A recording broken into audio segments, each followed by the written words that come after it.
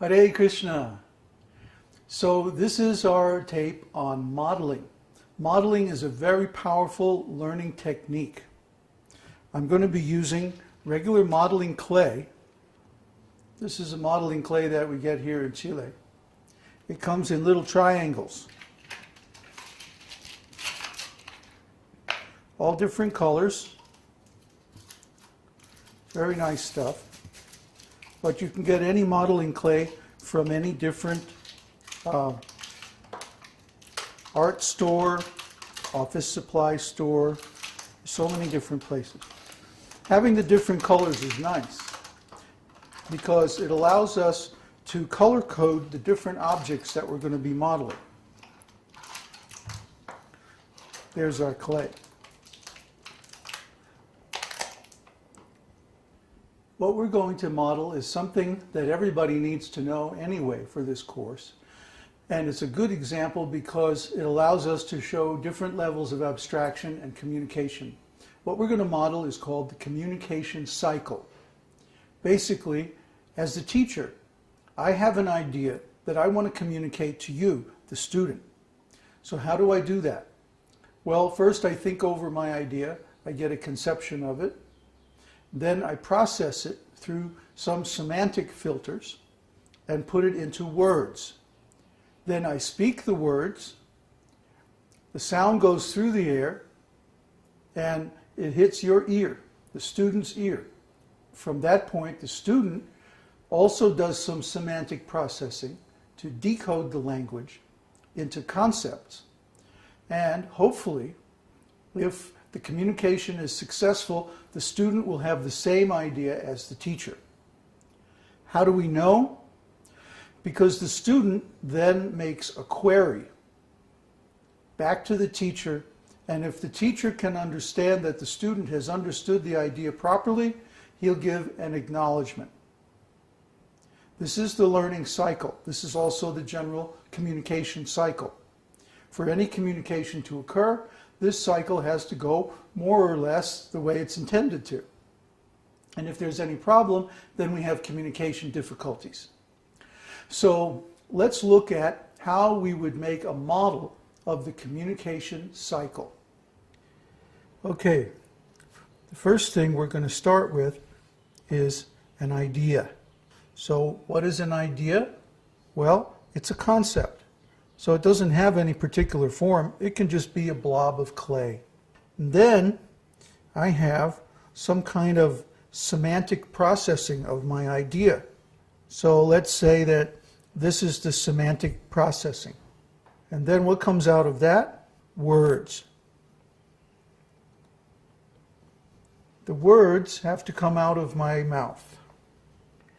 So here's my mouth. Who said this has to be realistic, right? Now the words travel through the air into the student's ear. So let's make an ear over here. And then what happens? More semantic processing. More semantic processing turns the sound into words. Words. And then the words give rise to an idea, a concept. And then we're right back where we started, except for one thing, the query and the acknowledgement. So what happens?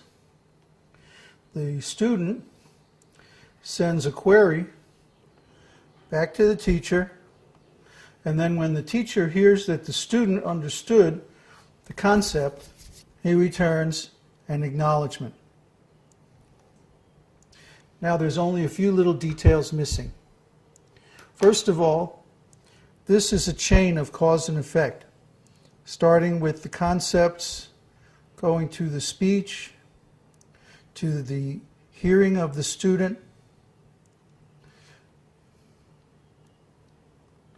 and back to processing words and concepts. So to show that, we'll use a string. And then the last thing that we do is label. the model. And to do that, you can just use a normal piece of paper and write the labels. I've got a little fancy here, and I printed them out on a sheet of paper.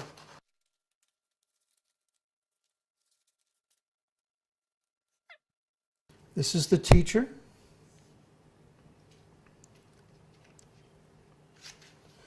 And here's the teacher's idea. The next thing that happens is the semantic processing.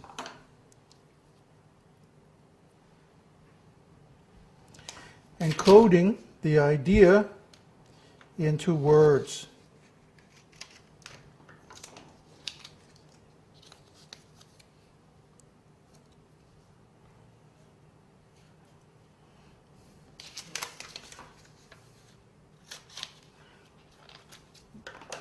The words become speech.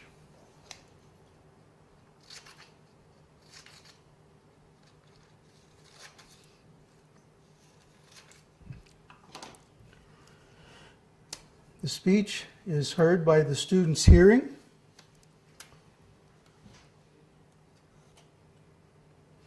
And again, we have some semantic processing by the student.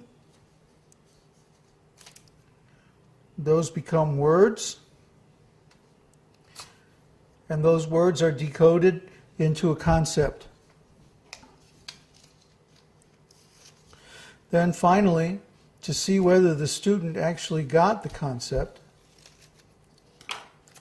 the student makes a query to the teacher, and the teacher gives back an acknowledgement that, yes, you got the idea.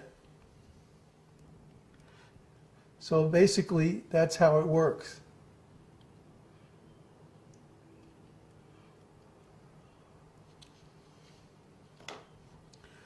Why do we use clay modeling?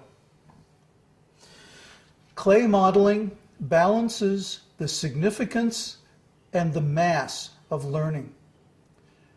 Learning in the beginning is all significance. It's simply ideas. Those ideas are semantically processed into words, encoded, and spoken so that the student can hear them. Then the student has to process them into words and decode them into concepts. Query the teacher to find out if he has the right understanding, and then he gets the acknowledgement. The advantage of this is that this communication cycle is a very high concept idea. It's very high in significance and very low on mass. You know, it's not exactly like riding a bicycle or operating a bulldozer, huh? Hardly any mass at all. So we use the clay model to give the significance mass. And when we touch these clay pieces and label them with our own hands, put the strings and show the cause and effect relationships between all the pieces of this complex concept, it helps to make it real in our minds. And let me tell you, this is a most powerful learning method. If you can't understand something in any other way, if you just can't get it through your head, break out the clay and model it. You don't have to use clay. You can use wooden blocks, scraps, paper clips, little odds and ends you find around the house. But clay is the best because you can form it into different shapes. It has different colors you can use for color coding, and you can easily stick labels to it so that you can see exactly what you're thinking about in real matter. And that's the power of clay modeling.